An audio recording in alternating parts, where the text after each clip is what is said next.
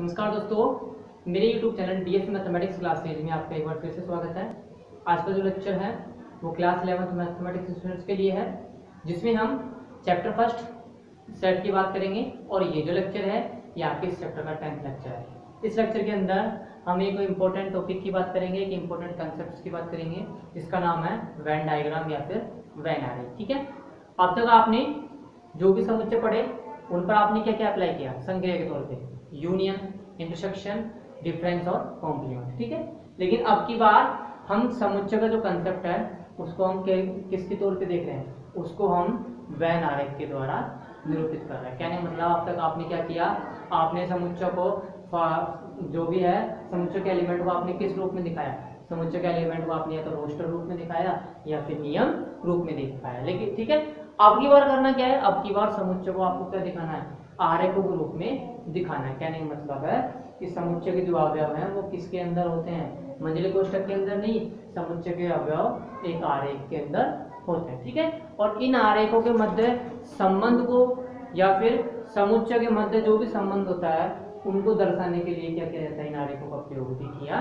जाता है। ठीक भाई, किसके लिए किया जाता है, कहने का मतलब है समुच्चयों के मध्य जो संबंध होता है उसको दर्शाने के लिए भी आपको किसका प्रयोग करना पड़ता है, आरेखों का प्रयोग करना पड़ता है। ठीक है, जैसे आपने वहां समुच्चयों के मध्य संबंध को किससे दर्शाया, समुच्चयों का संघ से दर्शाया, फिर समुच्चयों का सर्वनिष्ठ से दर्शाया, फिर समुच्चयों का अंतर और फिर समुच्चयों का पूरक। ठीक है, मतलब आपने वहां पे संक्रिया अप्लाई की, संक्रिया आपने अप्लाई की और तब उनके मध्य संबंध दर्शाया था। लेकिन अब की बार आपको क्या करना है, वेन आरेख के द्वारा संबंध को दर्शाना है। ठीक है, तो देखो समुच्चय के मध्य संबंध को स्थापित करने के लिए जिन आरेखों की आवश्यकता होती है उन आरेखों को क्या बोलते हैं, वेन आरेख और बोलते हैं। ठीक है, क्या बोलते हैं उनको, वेन आरेख। और वेन आरेख के द्वारा समुच्चयों के मध्य संबंध किस प्रकार से निरूपित होते हैं उनका भी अध्ययन हम आज के लेक्चर में करेंगे। ठीक है, तो सबसे पहले जानिए वेन आरेख होता क्या है। ठीक है, वेन आरेख का मीनिंग यह है कि समुच्चयों के मध्य स्थित संबंध को दर्शाने के लिए जिन आरेखों की आवश्यकता होती है वो आरेख क्या कहलाते हैं, वो आरेख वेन आरेख कहलाते हैं। ठीक है, क्या कहलाते हैं, वो वेन आरेख कहलाते हैं। ठीक है, तो देखिए समुच्चयों के मध्य संबंध स्थापित करने के लिए, समुच्चयों के मध्य संबंध स्थापित करने के लिए, समुच्चयों के मध्य संबंध स्थापित करने के लिए, संबंध स्थापित करने के लिए जिन आरेखों की आवश्यकता होती है, जिन आरेखों की आवश्यकता होती है, समुच्चयों के मध्य संबंध स्थापित करने के लिए जिन आरेखों की आवश्यकता होती है, जिन आरेखों की आवश्यकता होती है उन्हें वेन आरेख कहते हैं।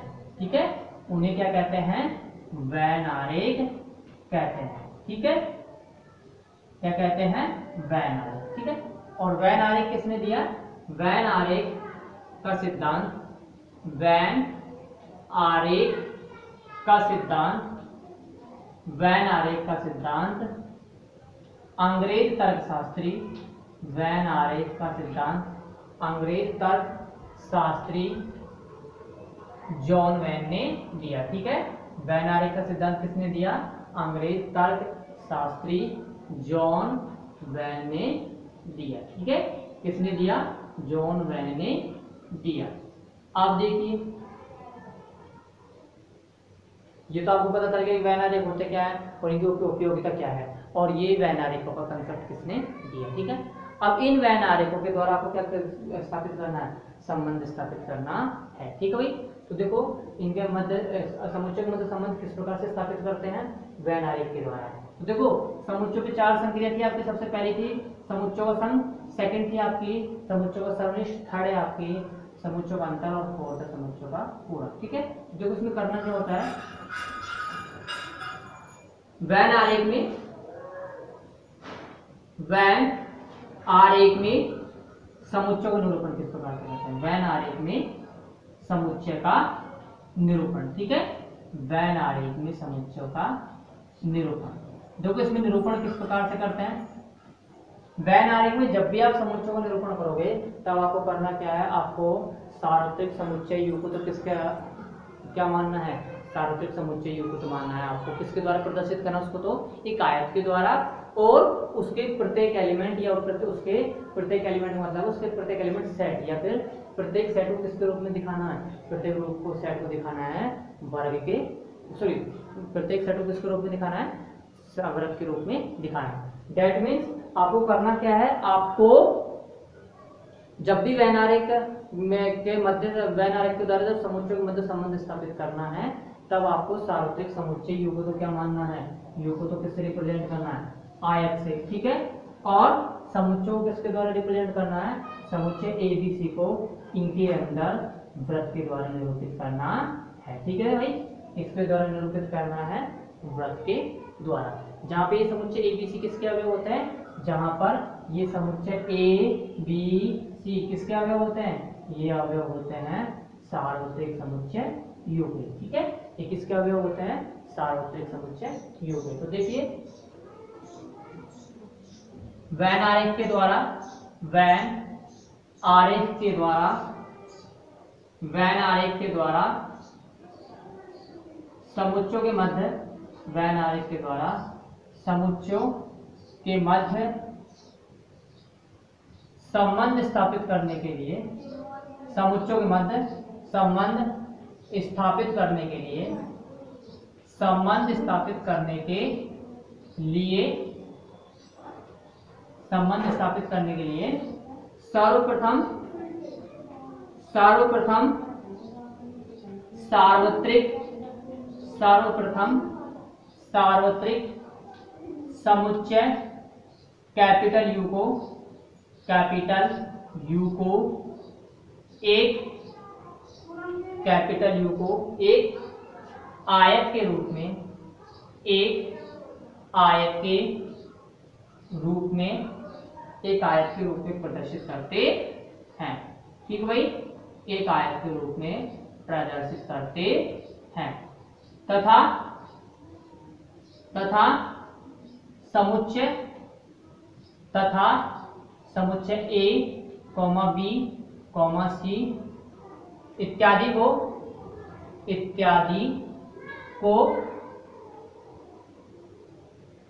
इत्यादि को सार्वत्रिक समुच्चय यू के अंदर, इत्यादि को सार्वत्रिक समुच्चय यू के अंदर, सार्वत्रिक समुच्चय यू के अंदर वृत्त के द्वारा निरूपित करते हैं, ठीक भाई, किसके द्वारा निरूपित करते हैं, वृत्त के द्वारा निरूपित करते हैं, ठीक भाई, किसके द्वारा निरूपित करते हैं, वृत्त के द्वारा निरूपित करते हैं, ठीक भाई। देखो कैसे करते हैं, एग्जाम्पल के तौर पे सार्वत्रिक समुच्चय आपने क्या मान लिया, u, ठीक है। इस u में एलिमेंट कौन कौन से मान लिया आपने, आपने मान लिया प्रथम 10 प्राकृत संख्या 1 2 3 4 5 6 7 8 9 और 10, ठीक है, ये आपने प्रथम 10 प्राकृत संख्याएं मान ली। अब उसके बाद समुच्चय ए मान लिया आपने 1 2 3 4, ठीक है। इसी प्रकार समुच्चय बी मान लिया आपने 5 और 6। तो देखो इसको, इनको वैन आरेख के द्वारा कैसे रिप्रेजेंट करना है, तो देखो सर्वप्रथम करना क्या है आपको, आपको सार्वत्रिक समुच्चय को किसके द्वारा रिप्रेजेंट करना है, आयत के द्वारा रिप्रेजेंट करना है, ठीक है। तो ये हो गया आपका सार्वत्रिक समुच्चय। और समुच्चय ए और बी को क्या करना है आपको, इसके अंदर वृत्त के रूप में निरूपित करना है। तो ये तो हो गया आपका समुच्चय ए, ये हो गया आपका समुच्चय बी, ठीक है। अब देखिए समुच्चय ए में कौन कौन से एलिमेंट है, 1 2 3 4, तो आप इसमें लिख सकते हो 1 2 3 4। और समुच्चय बी में कौन कौन से एलिमेंट है, 5 और 6, ठीक है। तो समुच्चय के अंदर एलिमेंट ये लिख दिया आपने, ये एलिमेंट है, समुच्चय बी के अंदर ये एलिमेंट, आपको पता दोनों के अंदर कोई एलिमेंट सेम नहीं है, तो यहाँ पे इन दोनों के मध्य इंटरसेक्शन नहीं होगा, प्रतिच्छेदन नहीं होगा। फिर कौन कौन से एलिमेंट बच रहे हैं, यू के बाकी एलिमेंट कौन कौन से, 7 8 और 9 10, ठीक है। तो ये 7 हो गया, 8 हो गया, 9 हो गया और ये 10 हो गया। तो आपको वैन आरेख के द्वारा इस प्रकार से समुच्चयों के मध्य संबंध को प्रदर्शित करना है, ठीक है भाई। किसके द्वारा प्रदर्शित करना है आपको? वैन आरेख के द्वारा समुच्चय के मध्य संबंध को आपको इस प्रकार से प्रदर्शित करना है। सार्वत्रिक समुच्चय U को तो आयत के रूप में लिखना है, व्यक्त करना है, और उसके अवयव समुच्चय A B C को इसके अंदर वृत्त के रूप में निरूपित करना है। ठीक है, अब देखो इसके पश्चात ये तो आपने इसमें समुच्चय को निरूपण देख लिया वैन आरेख में। अब समुच्चयों में के मध्य जब हम संक्रिया लगाते हैं, समुच्चय को जब संक्रिया अप्लाई करते हैं, तो उसके पश्चात वैन आरेख कैसा बने? क्या मतलब है, जैसे दो समुच्चय लिए आपने, उन दोनों के मध्य संक्रिया लगाई यूनियन, तो इस संक्रिया लगाने के मध्य नया सेट बनेगा A यूनियन B। तो A यूनियन B को वैन आरेख में कैसे दिखाते हैं? फिर उसी प्रकार इंटरसेक्शन लगाया तो A इंटरसेक्शन B को वैन आरेख में कैसे दिखाता है? फिर उसी प्रकार ये अंतर लिया तो A माइनस B को किस प्रकार से रिप्रेजेंट करते हैं वैन आरेख में, और A कॉम्प्लीमेंट को वैन आरेख में किस प्रकार से रिप्रेजेंट करते हैं, वो सब आप देखिए। ठीक है भाई, वो सभी देखिए कैसे रिप्रेजेंट करते हैं। तो सबसे पहला आता है समुच्चयों का सम। ठीक है, वैन आरेख में समुच्चयों पर संक्रिया। ठीक है, वैन आरेख में समुच्चयों पर संक्रिया। ठीक है, समुच्चयों पर संक्रिया देखिए, वैन आरेख में समुच्चयों पर संक्रिया। तो सबसे पहले है समुच्चयों का सम। ठीक है, समुच्चयों का सम या फिर यूनियन ऑफ सेट। ठीक है, आप देखो समुच्चयों के सम को आप किस प्रकार से रिप्रेजेंट करना है। तो देखो सबसे पहले दो सेट मानिए, माना A और B कोई दो समुच्चय है, माना A और B कोई दो समुच्चय है। ठीक है भाई, माना A और B कोई दो समुच्चय है, तब इनके संघ को A यूनियन B से व्यक्त करते हैं। ठीक है भाई, किससे व्यक्त करते हैं? A यूनियन B से व्यक्त करते हैं। ठीक है भाई, A यूनियन B से व्यक्त करते हैं तथा वैन आरेख में निम्न प्रकार प्रदर्शित करते हैं। तथा वैन आरेख में निम्न प्रकार प्रदर्शित करते हैं। तथा वैन आरेख में निम्न प्रकार प्रदर्शित करते हैं। ठीक है भाई, तथा वैन आरेख में निम्न प्रकार प्रदर्शित करते हैं। ठीक है, तो देखिए A यूनियन B क्या होगा? ये आपका क्या हो गया? सार्वत्रिक समुच्चय U। ठीक है, ये आपका समुच्चय A हो गया, ये आपका समुच्चय B हो गया। ठीक है, तो ये समुच्चय A, ये समुच्चय B, तो A यूनियन B क्या हो जाएगा? A यूनियन B हो जाएगा, ये छायांकित भाग। ठीक है, A यूनियन B क्या हो जाएगा? A यूनियन B हो जाएगा, ये छायांकित भाग। ठीक है, ये छायांकित भाग कौन सा हो जाएगा? ये छायांकित भाग हो जाएगा A यूनियन B। ठीक है, कौन सा हो जाएगा? A union B। इसी प्रकार समुच्चयों का सर्वनिष्ठ देखो। अब देखो समुच्चय का संघ का मीनिंग क्या होगा? समुच्चय के संघ का मीनिंग ये होता है कि समुच्चय A और कि उन अवयवों का समुच्चय जो या तो समुच्चय A के हो, या समुच्चय B के हो, या दोनों के अवयव हो। ठीक है, या तो समुच्चय A के अवयव हो, या समुच्चय B के हो, या इन दोनों के समान अवयव। ठीक है, तो ये किसके द्वारा रिप्रेजेंट कर रहा है? A यूनियन B के द्वारा। ठीक है, देखो नेक्स्ट इसके बाद आता है समुच्चयों का सर्वनिष्ठ। ठीक है, नेक्स्ट क्या आता है? समुच्चयों का सर्वनिष्ठ। समुच्चयों का सर्वनिष्ठ या इंटरसेक्शन ऑफ सेट। ठीक है, या इंटरसेक्शन ऑफ सेट। ठीक है, या इंटरसेक्शन ऑफ सेट। तो देखो समुच्चयों को सर्वनिष्ठ किस प्रकार से व्यक्त करते हैं? आपने माना दो समुच्चय ले लिए, माना A और B कोई दो समुच्चय, माना A और B कोई दो समुच्चय हैं, तब इनका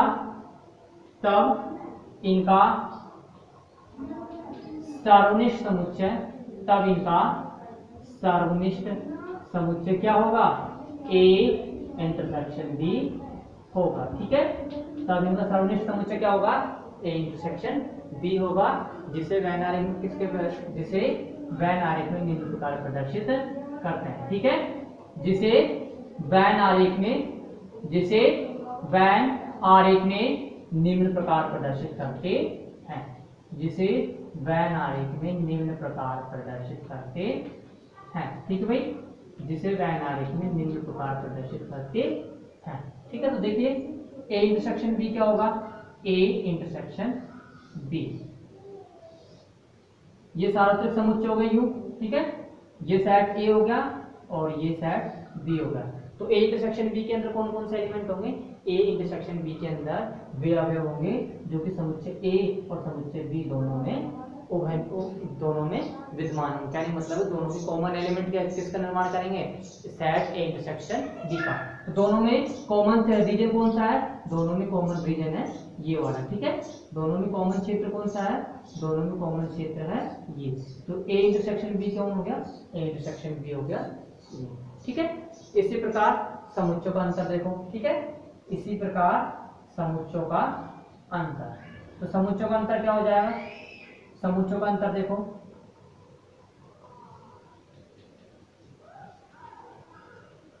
आपको दो सेट दिए गए हैं ए और बी। अगर आपको दो सेट ए और बी दिए गए तो उनका अंतर किस प्रकार से फाइंड आउट करते हो, उनका अंतर होता है तो ए माइनस बी या होता है बी माइनस ए। ठीक है, तो उनका अंतर समुच्चय क्या होगा, उनका अंतर समुच्चय होगा इस प्रकार से। ठीक है, तो देखो ये आपने सार्वत्रिक समुच्चय मान लिया। ठीक है, ये आपने सार्वत्रिक समुच्चय मान लिया यू। ठीक है, जिसको हमने किसके द्वारा रिप्रेजेंट किया, जिसको हमने रिप्रेजेंट किया आयत के द्वारा। ठीक है, और हमने दो सेट ले लिए ए और बी। ठीक है, हमने दो सेट ले लिए ए और बी। ठीक है, अब आपको पता है ये कंप्लीट जो शेप रीजन है, मतलब इस पूरे भाग को छायांकित कर दो तो ये क्या बनाता है, ए यूनियन बी। ये वाला भाग क्या बनाता है, ये वाला भाग बनाता है ए इंटरसेक्शन बी। लेकिन ए माइनस बी क्या होता है, ए माइनस बी समुच्चय ए के उन अवयवों का समुच्चय होता है जो कि समुच्चय बी में ना हो। तो मुझे बताइए इस समुच्चय ए में कौन से अवयव हैं जो समुच्चय बी में नहीं है। ठीक है, कौन से अवयव हैं समुच्चय ए में, तो समुच्चय बी में नहीं है। तो ये जो अवयव है ना, ये अवयव ही ऐसे अवयव हैं जो समुच्चय बी में नहीं है। ठीक है, तो ए माइनस बी कौन हो जाएगा, ए माइनस बी हो जाएगा ये वाला समुच्चय। वैन आरेख में कौन सा समुच्चय हो जाएगा, ए माइनस बी ये वाला। ठीक है, इसी प्रकार बी माइनस ए क्या हो जाएगा, समुच्चय बी के उन अवयवों का समुच्चय जो समुच्चय ए में ना हो। तो ये अवयव ऐसे हैं समुच्चय बी के जो किसमें नहीं है, समुच्चय ए में नहीं है। ठीक है, तो ये कौन सा समुच्चय हो गया, ये हो गया बी माइनस ए। ठीक है, ये कौन हो गया, बी माइनस ए हो गया। और ये कौन सा पोर्शन है, ये पोर्शन ए इंटरसेक्शन बी। ठीक है, कहने का मीनिंग है A minus B union A intersection B, union B minus A किसके बराबर होता है, ए यूनियन बी के बराबर होता है। डेट मीन्स आप क्या रिजल्ट निकाल सकते हैं यहाँ से, ए सेट ए माइनस बी का यूनियन अगर ए इंटरसेक्शन बी और बी माइनस ए के साथ लिया जाए तो हमेशा आपको कौन सा सेट मिलेगा, सेट ए यूनियन बी मिलेगा। ठीक है, कौन सा सेट मिलेगा, ए यूनियन बी मिलेगा। ठीक है, तो ये आपका क्या होगा, समुच्चय का अंतर। इसी प्रकार समुच्चय का पूरक देख लो, समुच्चय का पूरक। ठीक है, या फिर कॉम्प्लीमेंट ऑफ ए सेट। ठीक है, समुच्चय का पूरक है या फिर complement of a set, complement of a set.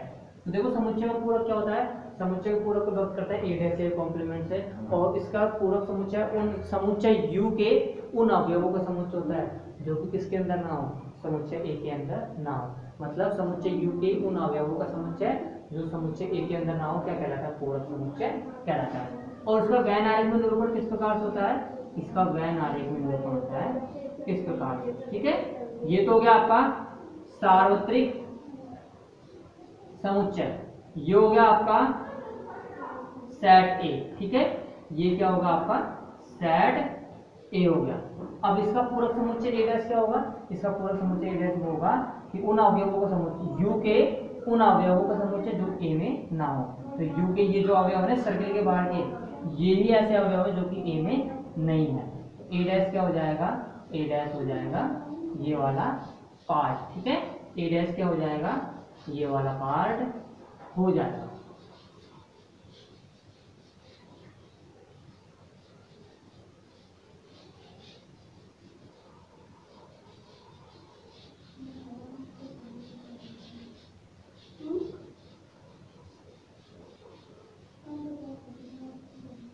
A dash कौन सा हो जाएगा, ये हो जाएगा आपका ए डैश, ठीक है।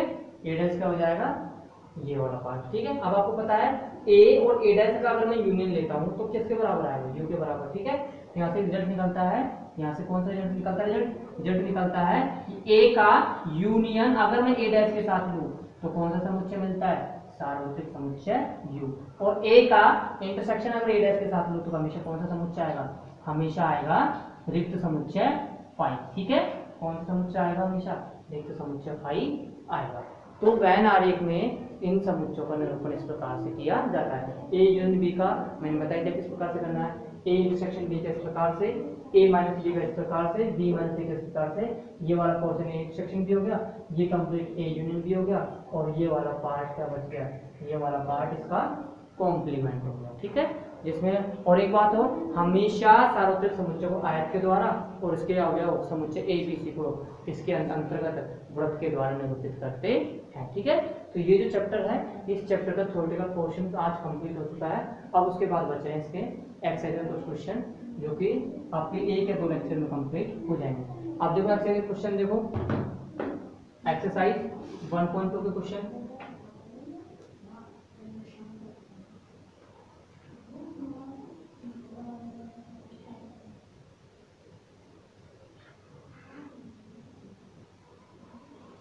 एक्सरसाइज 1.2 नहीं, आपकी पाठ्य पुस्तक की विविध प्रश्नावली, ठीक है। एक्सरसाइज 1 की विविध प्रश्नावली, जिसमें आपको क्वेश्चन नंबर 1 देखो। क्वेश्चन नंबर 1 है समीकरण x² + x - 2 = 0 के हल का समुच्चय कौन सा है, ठीक है। आपको एक समीकरण दी गई है, द्विघात समीकरण, ठीक भाई। आपको क्वेश्चन नंबर 1 में एक समीकरण दी गई है, समीकरण x² + x - 2 = 0, ठीक है। और इस द्विघात समीकरण का हल समुच्चय, इस द्विघात समीकरण का हल समुच्चय रोस्टर रूप में कौन सा है, ये बताना है आपको कि इसका हल समुच्चय रोस्टर रूप में है, ठीक है भाई। रोस्टर रूप में कौन सा है, जिसमें फर्स्ट है आपका ए है 1 2, ठीक है। बी है आपका -1 -2, सी है आपका -1, -2, और डी है आपका 1 - 2, ठीक है। डी क्या है, 1 - 2। आपको बताना है इस द्विघात समीकरण के हल समुच्चय रोस्टर रूप में कौन सा है, ठीक है। तो देखो आपको क्या क्या दिया गया है, सबसे पहले द्विघात समीकरण, ठीक है। दिया गया है आपको द्विघात समीकरण, दिया गया है द्विघात समीकरण, ठीक है। द्विघात समीकरण कौन सी है, द्विघात समीकरण x² + x - 2 = 0, ठीक है। अब इस समीकरण क्या निकालना है आपको, हल निकालना है। तो इसके ऐसे फैक्टर बताइए जिनको जोड़ने पे तो प्लस का 1 और मल्टीप्लिकेशन करने पे माइनस का 2 आए, ठीक है। इनको जोड़ने पे तो प्लस का 1 और मल्टीप्लिकेशन पे -2। तो देखो ऐसे कौन सी संख्या है, एक तो है आपकी, एक आपकी है -1 और दूसरी आपकी प्लस का 2। तो प्लस का 2 -1 कितना होगा, 1 हो जाएगा प्लस का, और दोनों मल्टीप्लाई करने पे कितना आएगा, माइनस का 2 आएगा, ठीक है। देखो इसका हल समुच्चय, इसका हल देखो x² + 2x - x - 2 = 0, ठीक है। अब देखो इन दोनों टर्म से क्या कॉमन आ रहा है, इन दोनों टर्म से कॉमन आ रहा है x, तो इसको लिख सकते हैं x × x + 2। यहाँ से क्या कॉमन आ रहा है, -1, तो ये हो गया x + 2, ठीक है। इन दोनों से क्या कॉमन आ रहा है, इन दोनों टर्म से क्या कॉमन आ रहा है, x + 2 कॉमन आ रहा है, और x + 2 कॉमन आ रहा है, तो क्या शेष बचता है, x - 1 = 0, ठीक है। अब आपको पता है इन दोनों फैक्टर्स का मल्टीप्लिकेशन 0 है, दैट मींस इनमें से कोई एक 0 है या फिर दोनों 0 है, ठीक है। तो देखो या तो x + 2 पर क्या होगा, 0 होगा, ठीक है, या तो x + 2 = 0 या x - 1 = क्या होगा, 0। x प्लस 2 बराबर 0 है तो आप क्या कह सकते हो, x बराबर क्या होगा माइनस का 2 और x बराबर क्या होगा 1 होगा। ठीक है, अब x बराबर माइनस 2 आ रहा है, x बराबर 1 आ रहा है, ये क्या है, ये इस द्विघात समीकरण के हल है। तो इस द्विघात समीकरण के हल का आपको समुच्चय बनाना है और किस रूप में बनाना है, रोस्टर रूप में। तो रोस्टर रूप में अवयव किस प्रकार दिखाते हैं, रोस्टर रूप में अवयव को मझले कोष्ठक के अंदर लिखा जाता है और प्रत्येक अवयव के मध्य क्या होता है, कॉमा का चिन्ह होता है। ठीक है, तो द्विघात समीकरण के हल का द्विघात समीकरण के हल का समुच्चय, हल का समुच्चय रोस्टर रूप में कौन सा होगा, रोस्टर रूप में कौन सा होगा भाई, रोस्टर रूप में ये होगा आपका -2 और 1। ठीक है, that means option number D. ठीक है, ऑप्शन नंबर डी क्या इसका करेक्ट है। फिर उसके बाद आता है आपका क्वेश्चन नंबर 2 दिया गया है। क्वेश्चन नंबर 2 में आपको एक सेट दिया गया है और उस सेट को रिप्रेजेंट किया है इसने बी से, और बी में एलिमेंट कौन है, वाई। ठीक है, बी में एलिमेंट कौन है, स्मॉल वाई, जहां पे स्मॉल वाई क्या है, अंग्रेजी वर्णमाला का स्वर है। ठीक है, जहां पे स्मॉल वाई क्या है, अंग्रेजी वर्णमाला का स्वर है। आप देखिए स्मॉल वाई अंग्रेजी वर्णमाला का स्वर है तो इसका समुच्चय क्या बनेगा, ये तो आपको नियम रूप में दे दिया समुच्चय, इस समुच्चय को आप किसमें चेंज करो, रोस्टर रूप में। तो रोस्टर रूप में समुच्चय बी में कौन कौन से अवयव होंगे, ए ई आई ओ यू। ठीक है, ए ई आई ओ यू। तो इस क्वेश्चन का ऑप्शन नंबर डी करेक्ट होगा। ठीक है, इस क्वेश्चन का ऑप्शन नंबर डी का करेक्ट होगा। ये यहाँ तक 2 क्वेश्चन हो गए, बाकी क्वेश्चन आप सोल्व करना, और जो नहीं होता उसको नेक्स्ट क्लास में मैं आपको बताऊंगा, और हो सकता है लास्ट क्लास में, इससे नेक्स्ट क्लास के अंदर आपकी ये एक्सरसाइज कंप्लीट हो जाए। तो आज का लेक्चर ये कंप्लीट होता हुआ, धन्यवाद।